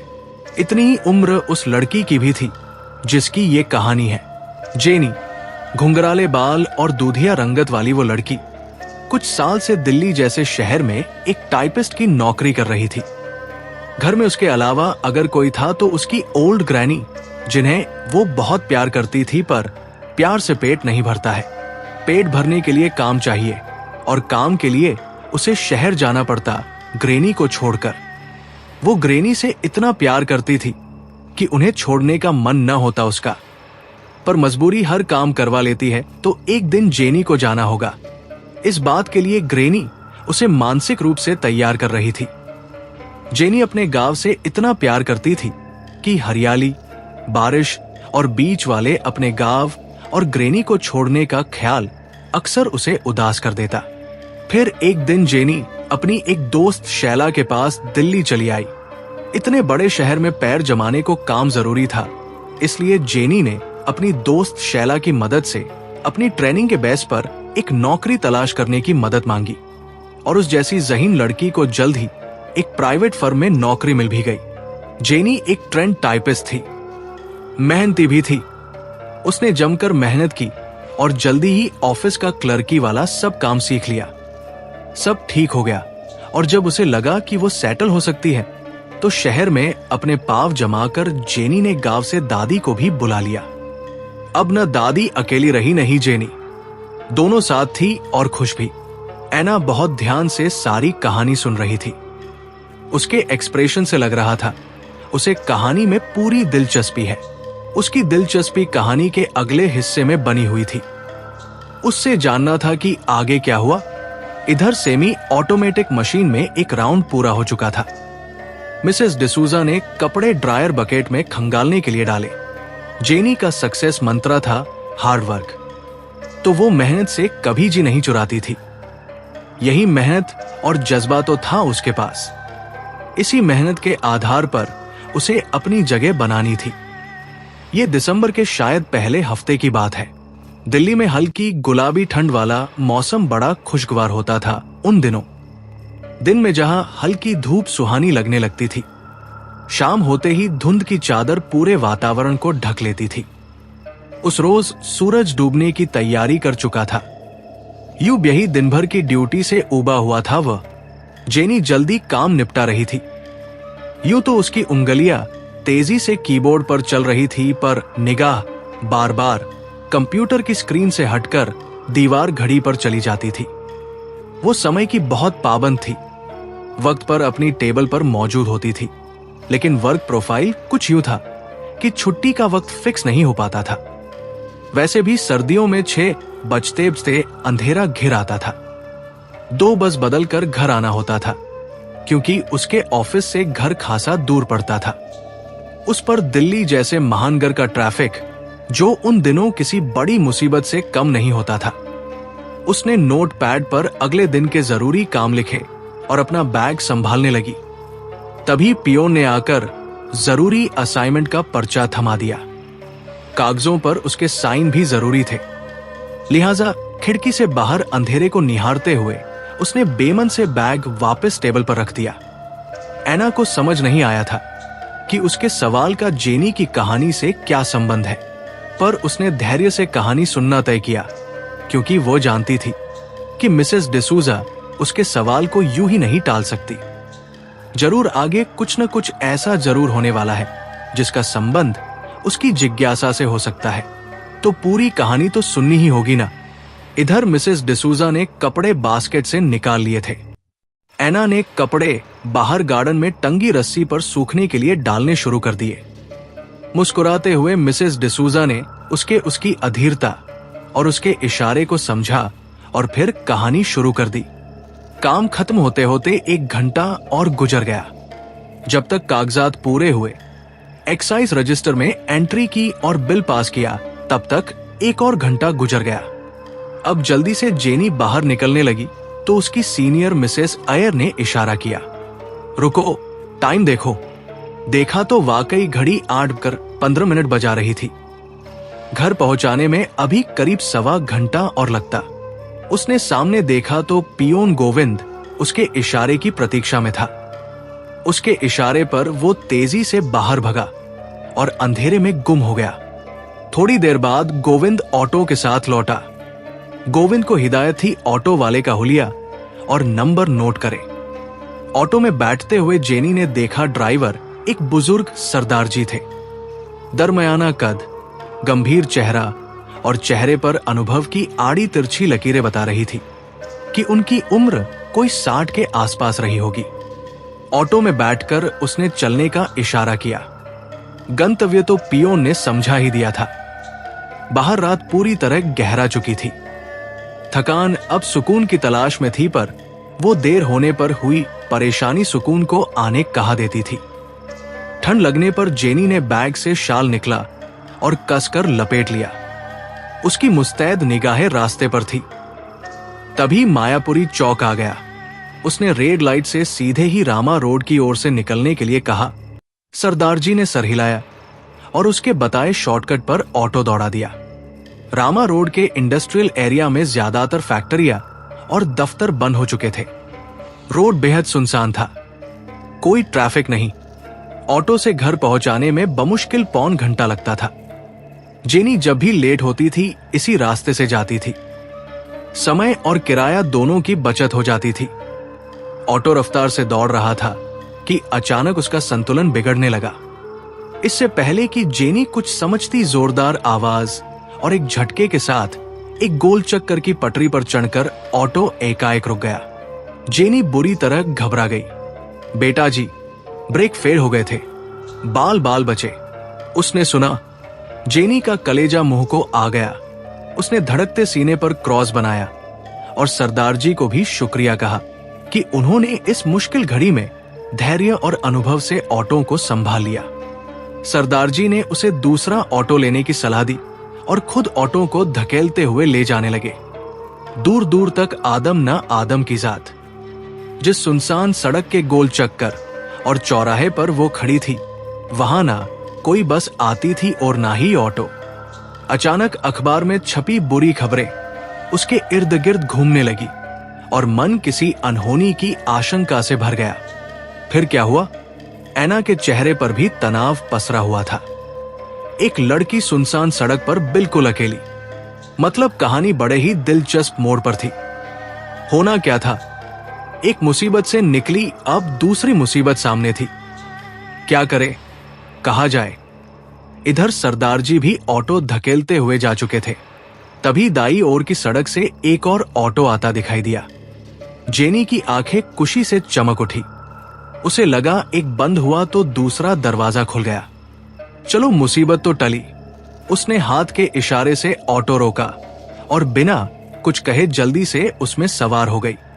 ऑटो वाले को गंतव्य बता ही रही थी कि बमुश्किल कुछ मीटर्स की दूरी पर वो ऑटो भी एक तेज आवाज के साथ रुक गया और लाख कोशिशों के बाद भी शुरू ना हो सका।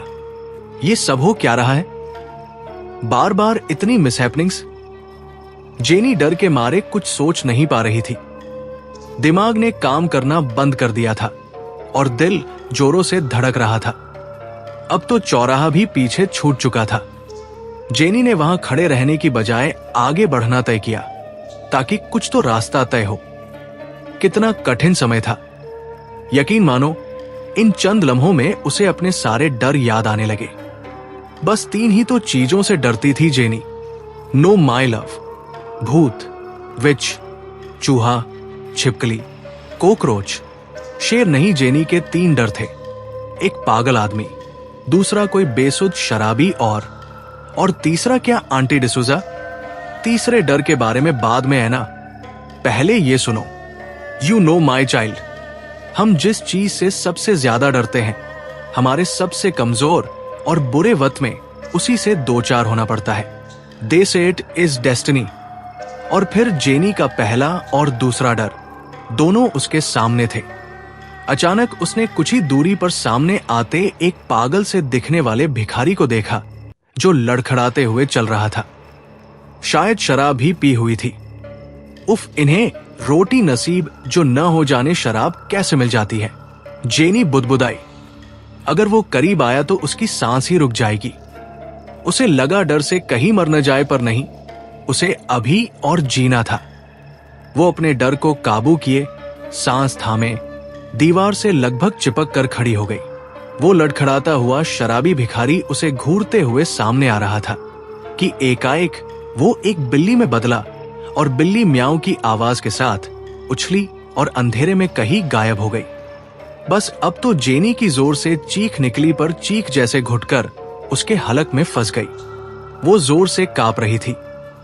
कुछ पल बाद उसकी चेतना लौटी तो जैसे उसकी सांस वापस आई। अब तो वो लगभग भागते हुए तेजी से कदम बढ़ाने लगी। उस भूता सड़क पर डर के मारे उसका बुरा हाल था।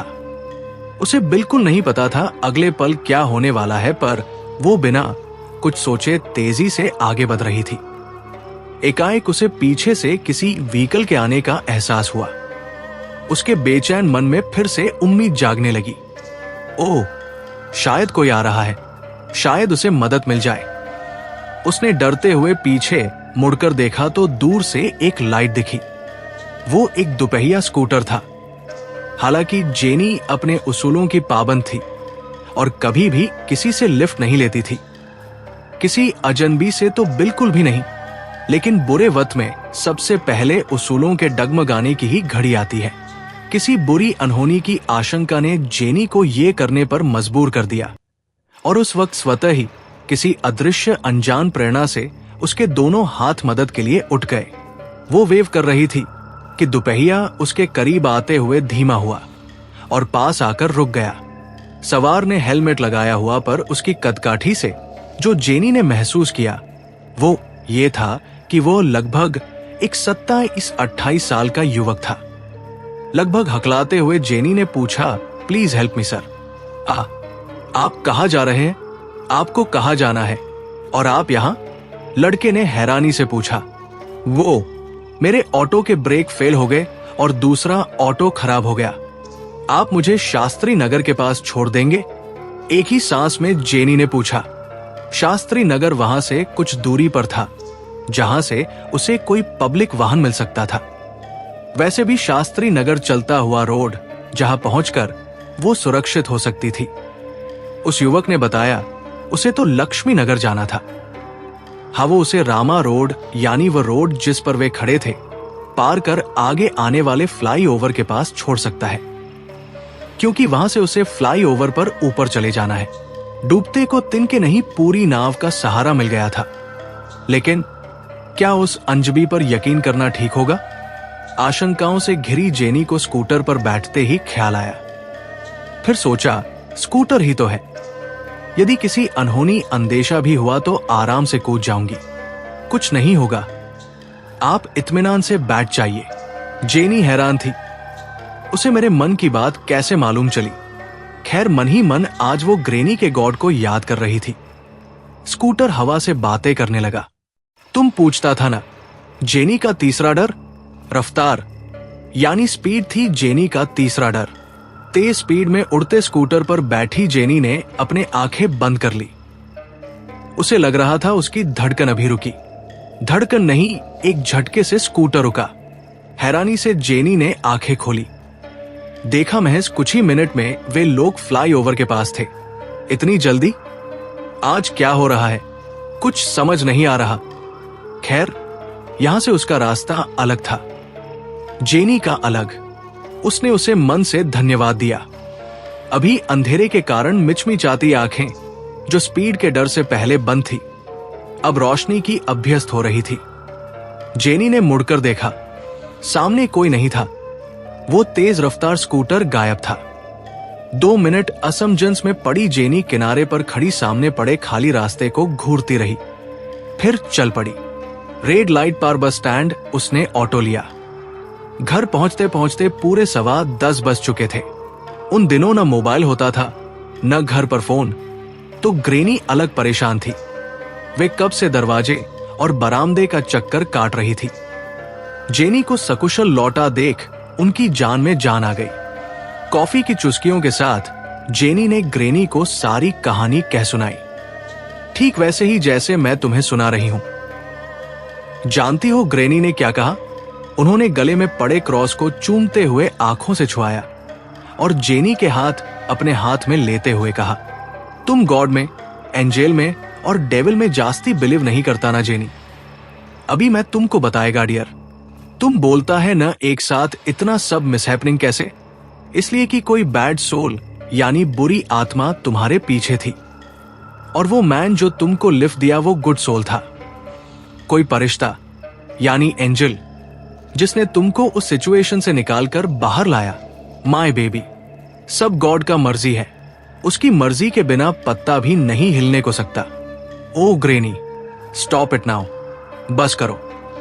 कोइंसिडेंट बोलते हैं इसे, संयोग।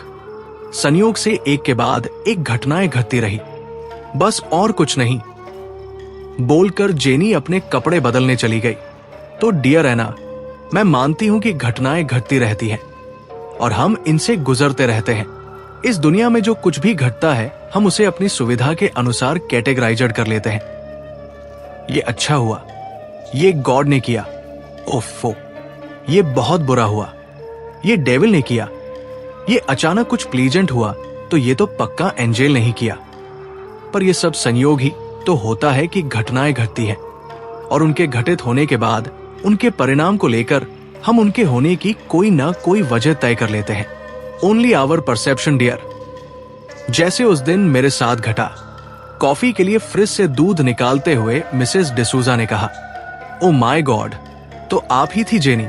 मिसेस डिसूजा, जिनेलिया डिसूजा, देखा मुझे लग रहा था। टेबल पर रखी उस डायरी की ओर देखते हुए जिसके कवर पर लिखा था जिनेलिया डिसूजा, मुस्कुराते हुए एना ने कहा। तभी मिसेस मैथ्यूज की पुकार सुनाई दी और एना बाय बोलकर दौड़कर अपने घर चली गई। कॉफी का सिप लेते हुए एक बार फिर वे सारी घटनाएं मिसेस डिसूजा के स्मृति पटल पर एक फिल्म की माफिक घूमने लगी। उन्होंने डायरी खोली और लिखना शुरू किया। कैसा विचित्र दिन था वह। उस दिन जब उस स्कूटर पर लिफ्ट ली तो रामा रोड के उस रास्ते के पलक झपकते ही पार हो जाने पर मैं ज्यादा हैरान नहीं हुई, क्योंकि उसका कारण मुझे तेज रफ्तार ही समझ में आई। पीछे मुड़कर देखने पर स्कूटर सवार के गायब हो जाने पर भी मैं बहुत हैरान नहीं थी, क्योंकि तेज स्पीड के डर से मेरी आंखें बंद होने और मेन रोड पर रोशनी की चकाचौंध में उसका नजरों से ओझल हो जाना ऑब्वियस ही लगा मुझे। पर फिर कुछ ऐसा घटा जिसने मेरा हैरानी का कोटा पूरा कर दिया। मैंने ये ग्रेनी को नहीं बताया था और मैं एना को भी कभी ये नहीं बताऊंगी कि मैंने उस कंपनी में 4 साल नौकरी की पर देर होने पर कभी भी ऑटो को रामा रोड से जाने को नहीं कहा। दरअसल मैं आज तक कभी दिन में भी उस रास्ते से नहीं गुजरी, पर मैं आज तक नहीं भूल पाती हूँ कि कैसे मेरे रोंगटे खड़े हो गए थे जब अगले दिन मैंने न्यूज़पेपर में पढ़ा कि जखीरा का वो फ्लाईओवर और उधर जाता रास्ता तो रिपेयर होने वजह से पिछले 2 दिन से बंद था। जब मैंने अपनी आंखें खोली तो सामने सिर्फ खाली रास्ता था। तो तब वो कौन था और कहाँ गायब हो गया? सारंग ने कहानी खत्म करते हुए कहा, तो दोस्तों ये वो किस्सा जो मुझे मेरे पापा ने सुनाया और उन्हें जेनी उर्फ मिसेस जेनेलिया डिसूजा ने, जो उस समय पापा के ऑफिस में उनकी सेक्रेटरी थी। वाकई यार, ये सवाल तो उठता है कि आखिर वो कौन था? क्या सचमुच वो कोई फरिश्ता था जैसा कि ग्रेनी ने कहा? हाँ रतन सिंह, यार मुझे भी ग्रेनी की थ्योरी पर ही यकीन है। एक के बाद एक घटती दुर्घटनाएं, मतलब कोई शापित आत्मा जेनी के पीछे पड़ी थी और वो अनजान मददगार जरूर कोई फरिश्ता ही होगा जो जेनी को किसी अज्ञात प्रेरणा से उस शापित माहौल से सकुशल निकालने के लिए उसका मददगार बना। सारंग ने उत्तर दिया, वो कहते हैं ना यार, मारने वाले का एक हाथ और बचाने वाले के 2। अश्लेष ने कहा तो सब मुस्कुराए बिना न रह सके। सच है, जाको मारे साइया मार सके न कोई। सारंग के किस्से का समापन हो चुका था और अब 2 ही किस्से बाकी थे। सवाल यह था कि अगला किस्सा कौन सुनाएगा, रतन सिंह या फिर अश्लेष सावंत? इस बीच रात काफी बीत चुकी थी, सर्दी भी और बढ़ चुकी थी। एक बार फिर तसले की आंच को सुलगाते हुए वे लोग फिर एक नए किस्से की प्रतीक्षा में थे। तो अगला किस्सा कौन सुना रहा है? मैं सुनाऊंगा एक कहानी, हवेली का रहस्य। रतन सिंह ने उत्तर दिया। सबकी निगाहें अपने इलाके के एक मशहूर किस्सागो रतन सिंह की ओर उठ गई, जिसके पास लोक कथाओं का अद्भुत खजाना था। मानव की वर्तमान प्रजाति अपने बौद्धिक विकास के चलते जिस पड़ाव पर आ खड़ी है, वहां भूत प्रेत जैसी बातों पर सहज यकीन करना संभव ही नहीं। पर विज्ञान के लिए आत्मा की उपस्थिति से परे पारलौकिक शक्तियों का होना अक्सर चर्चा का विषय बनता रहा है। सृष्टि के प्रारंभ से ही ये रहस्य मानव मन को आकर्षित करते हैं। जाहिर सी बात है, जहां जिज्ञासा है वहां लगातार इनसे जुड़े किस्से कथाएं और अनुभव भी सामने आते रहते हैं। रतन सिंह की इस बात पर सिर हिलाते हुए अश्लेष ने जोड़ा, हाँ यार, मजे की ये है कि अगर विज्ञान इसे नकारता है तो उसकी एक शाखा इस पर लगातार शोध करती रही है। लिहाजा जब तक किसी नतीजे पर नहीं पहुंचा जाता, न ऐसी अनुभूतियों की बातें विलुप्त होंगी, न इससे जुड़े किस्से कहानियां। चलो तुम शुरू हो जाओ, मेरी क्यूरोसिटी तो बहती ही जा रही है। तो सुनो यारो, जहां तक इस किस्से का सवाल है, पता नहीं ये कोई कहानी है या लोक कथा, पर मैंने इसे जब भी सुना मेरे मन में किसी कौंध की तरह लहरा गया ये सवाल कि क्या सचमुच ऐसा हुआ होगा। खैर, कुछ बातें कुछ रहस्य होने या न होने की सीमा से परे होते हैं, तो हम लॉजिक की बजाय जो है जैसा है के आधार पर उन्हें आगे बढ़ा देते हैं। दर्पण, जुगनू और रात, ये कहानी मुझे मेरे दादाजी ने सुनाई थी और उन्हें उनके दादाजी ने। इससे पहले का भी कोई इतिहास अगर रहा हो इस कहानी का, तो वो मेरे ज्ञात से बाहर है, पर इतना जरूर है कि पीढ़ियों का सफर करती ये कहानी अब हमारे खानदान में एक किंवदंती या लोक कथा से कहीं आगे किसी सच्चे अनुभव का सा एहसास कराती है। ये मेरे दादाजी के या उनके भी पहले के किसी समय की बात है। हमारी कहानी शुरू होती है दूर राजस्थान के एक गांव से। राजस्थान के उसी गांव के ठीक बीचों बीच बनी हुई थी ये तायलों की हवेली। खूब सुंदर तिमंजिला पक्की इमारत, हल्के नीले रंग से पुती, जिस पर गुलाबी बेलबूटों के बीचों बीच उभरा हुआ था तायल भवन। अपने मालिक का अभिमान थी ये हवेली, आन बान और शान थी ये हवेली। तुम लोग तो जानते हो महारे रंगीले राजस्थान को। पूरा राजस्थान महलों और हवेलियों की धरती है। यहाँ कदम कदम पर सुंदर हवेलियां बनी हुई हैं। अपनी स्थापत्य कला का अनूठा नमूना है ये हवेलियां, सब एक से बढ़कर। एक तो हवेलियां तो कई बनी हुई थी उस गांव में, पर इसके जोड़ की दूसरी कहीं आसपास के किसी गांव में कोई ठहरती ही नहीं थी। फिर क्या हुआ, हवेली की खूबसूरती देखने लायक थी। लोग दूर दूर से देखने आने लगे थे। जो देखता बस दांतों तले अंगुली दबा लेता। हवेली के बारे में इतनी कहानियां प्रचलित थी कि वह तो एक किंवदंती बन चुकी थी। लोग कहते थे बड़े मन से बनाया था इसे सेठ जगमल ने, जैसे शिव पार्वती की कथा में शिवजी ने पार्वती के लिए एक स्वर्ण महल बनवाया था। कोई कसर तो बाकी नहीं छोड़ी थी सेठ जगमल ने। क्या मालूम सचमुच किसी मायावी ने इसे रचा हो। सुनते हैं लाखों रुपए लगे, दोनों हाथ और दिल खोलकर। पैसा लगाया था सेठ जी ने। जयपुर से खास कारीगर आए थे और मकराने से मंगाया था पत्थर। दिन महीनों में बीते और महीने सालों में। एक बार जो काम शुरू हुआ तो चलता रहा। हवेली की एक एक ईंट, एक एक कोने में सेठानी बिरमा देवी की पसंद झलकती। अपने मन से बनवाती रही वे हवेली। सेठ जी पैसा कमाना तो खूब जानते थे, पर कला की परख उनसे कहीं अधिक सेठानी बिरमा देवी को थी। तो सेठ जी ने भी सब उन पर छोड़ दिया और तिजोरी का मुंह खोल दिया। अब सेठानी सा ने अपनी कला को समेटकर हवेली में लगा दिया। उन्होंने पूरे मन प्राण से इसे रचा। सारा नक्शा उनका बनाया हुआ था और तो और दीवारों पर बने बैल बूटे तक उनके काढ़े हुए थे। बड़ी गुणी औरत थी सेठानी सा। ना वे कम थी और ना उनके कारीगर। वे जैसा बताती, कारीगर अपने हुनर से वैसा रच देते। फिर 2.5 बरस में हवेली पूरी हुई।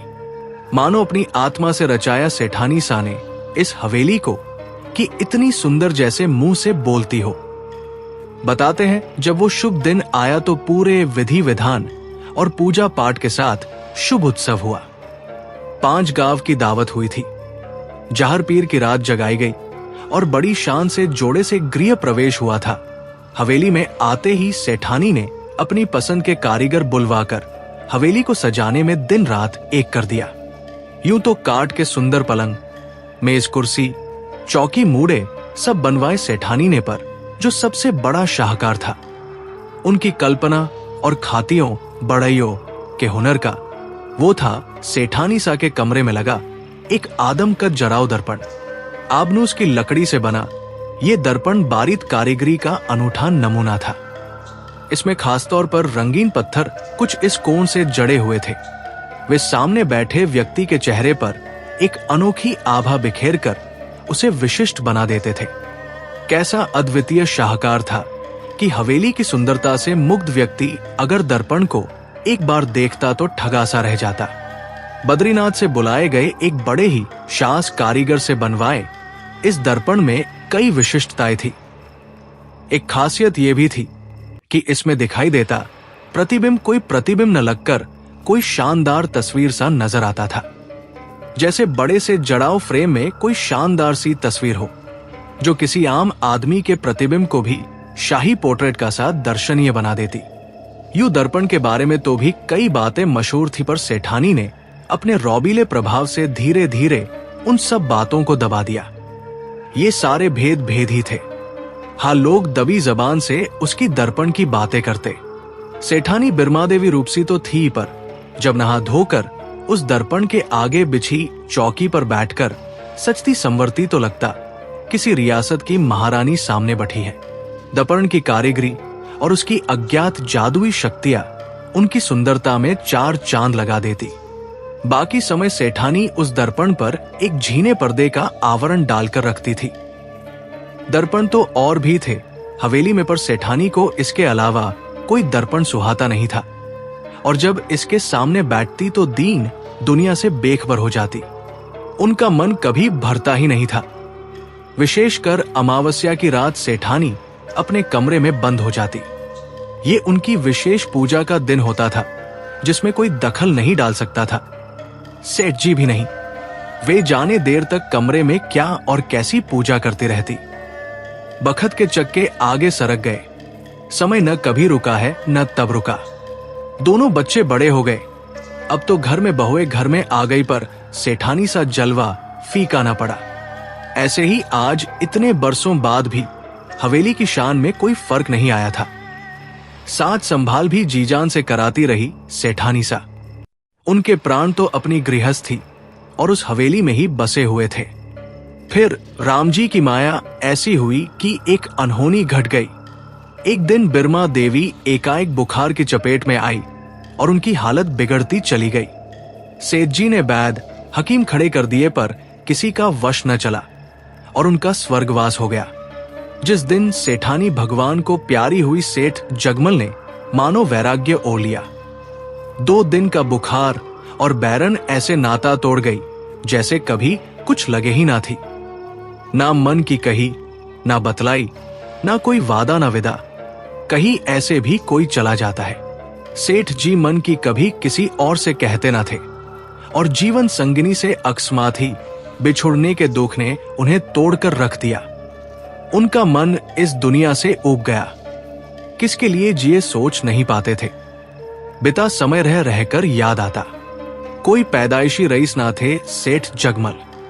हाँ, खाता कमाता खानदान था। किसी चीज की कमी ना थी, पर आज जिस तरह रईसों में उनकी गिनती होती थी उसके हकदार वे अकेले ना थे। उसमें बिरमा देवी की मेहनत, मितव्यता, समझ और दूरंदेशी का भी 8 आने भर का हिस्सा था। 40 साल जी तोड़ मेहनत से अर्जित उस वैभव को अकेला भोगने को पत्नी उन्हें छोड़ दूसरे लोग चली गई थी, पर उन्हें तो जैसे घर व्यापार से अरुचि सी हो गई थी। दोनों बेटे गुणी, समझदार और आज्ञाकारी थे। पिता का दुख समझते थे। ये भी कि सेठानी के बिना उनके जीवन का सत ही मानो चला गया था। बेटों ने कारोबार का बोझ अपने कंधों पर ले उन्हें फारिग कर दिया। अब वे कभी इस धाम कभी उस धाम। जी आया तो महीनों हरिद्वार पड़े रहते एक आश्रम में। इस बड़े से आश्रम में उन्होंने एक मुश्त रकम दान कर दी थी। सोचा तो ये था कि बच्चों का घर बार बस्ता देख ले कुछ दिन, फिर जब मन किया सेठानी के साथ रहा करेंगे वहां। अब समय आने से पहले ही जोड़ा बिछड़ गया और हंस अकेला रह गया। सेठ जी घंटों गंगा जी के किनारे बैठे एकटक क्षितिज को निहारा करते, बस जीवन के दिन काट रहे थे, इस आस में कि उस लोक में वो बाट जोहती मिलेगी जिसके बिना जीवन गले में अटका ग्रास हो गया है। उन्हें लगता वे उनके जीवन में जल की भांति थी। सब कुछ होते हुए भी जिसके अभाव को कोई पूरा नहीं कर सकता। ऐसे में एक दिन सेठ जी कहाँ गायब हुए ये कोई नहीं जानता। बेटों ने ढूंढने में कोई कोर कसर न उठा रखी थी, पर कहने वाले कहते हैं उन्होंने गंगाजी में जल समाधि ले ली और पहुंच गए अपनी बिरबानी के पास। आगे की कहानी अगले भाग में आएगी।